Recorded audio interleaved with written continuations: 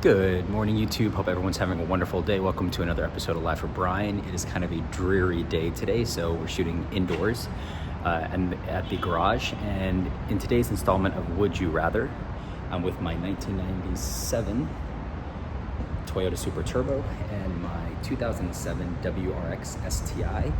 And we're going to do a quick video of Would You Rather with these two JDM icons.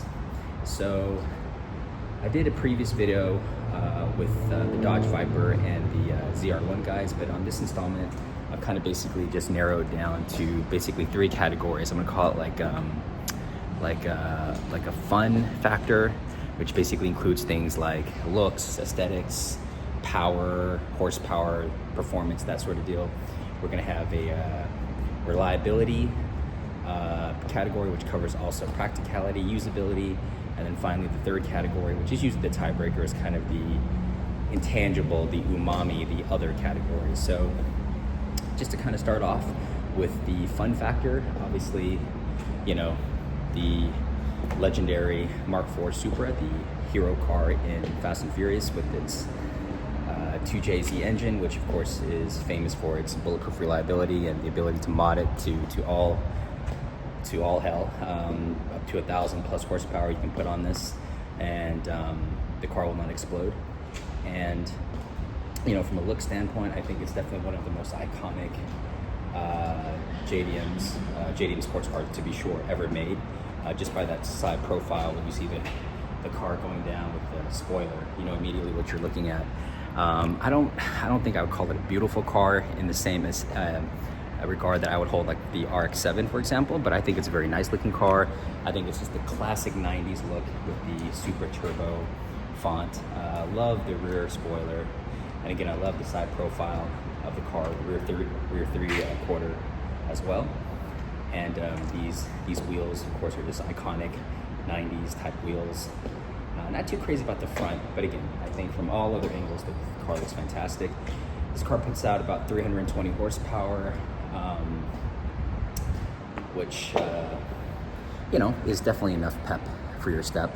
But again, these are neither of these cars are speed demons or a track monster, so that's not what you got this car for. And in this quarter, of course, you have the legendary EJ Boxer engine, turbocharged, puts out about 300 horsepower.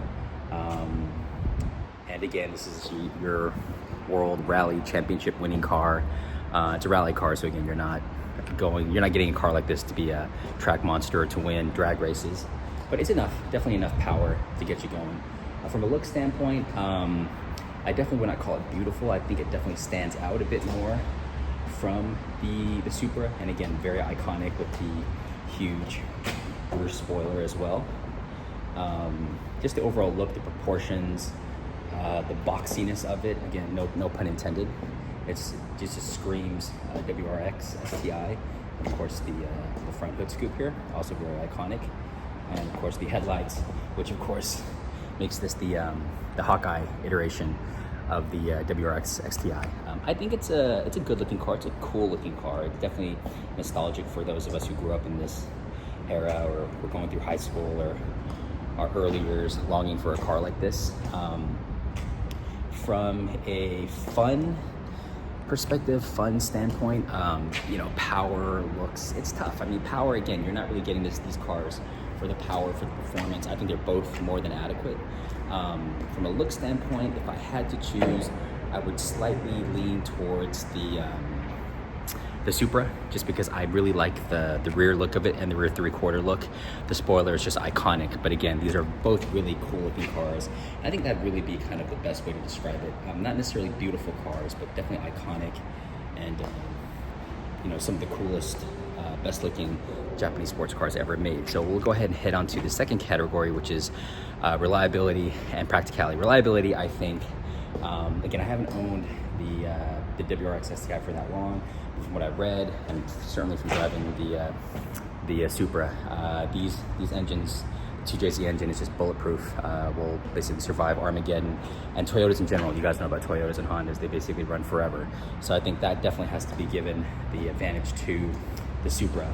And in terms of usability, practicality, I definitely think you have to give that to the STI, because of course you have the back seats, you definitely can take that extra set of passengers, and you also have a usable trunk, whereas in the Supra, you locked out.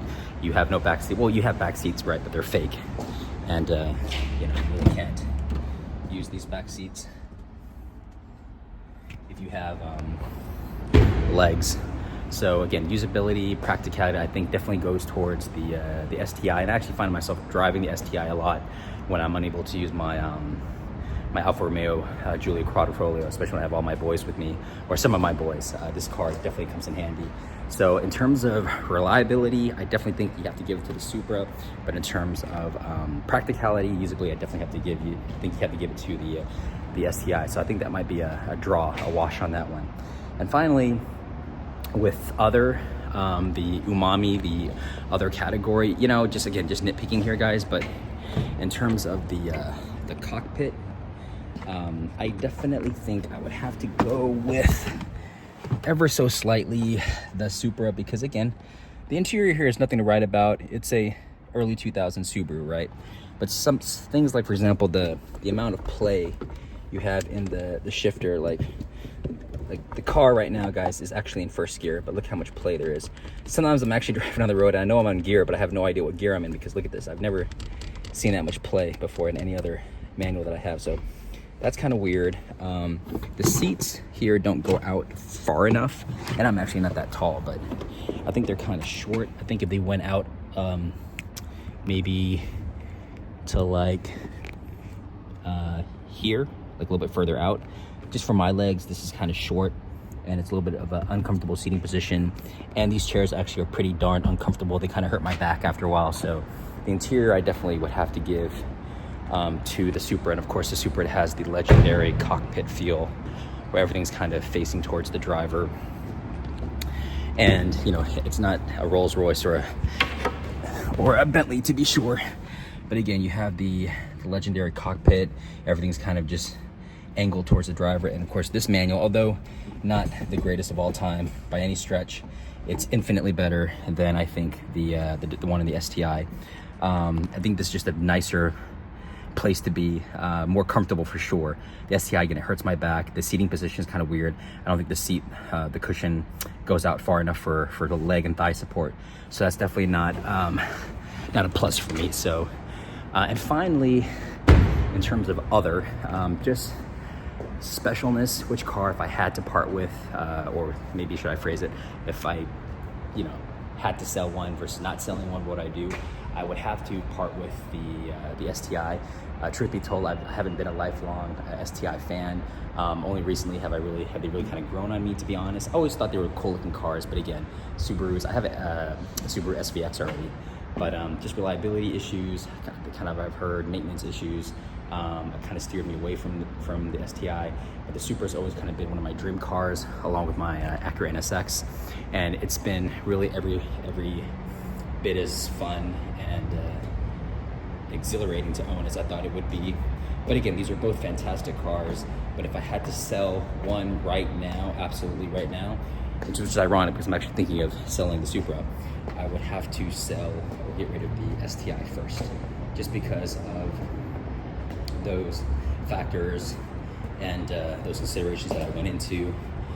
It's just, you know, between the two, would have to ever so slightly go with the Supra. But again, I think they're both fantastic cars, and if you guys get an opportunity to drive them, I highly encourage that you do, because if you're a JDM fan, if you're a sports car fan, if you just love driving manuals, I definitely think you would enjoy driving either one of these cars. So let me know what you guys think. Hope you guys like the video. Give it a thumbs up, comment below, like, subscribe. Please support the channel. Hope to catch you guys in the next video. Take care. Bye-bye.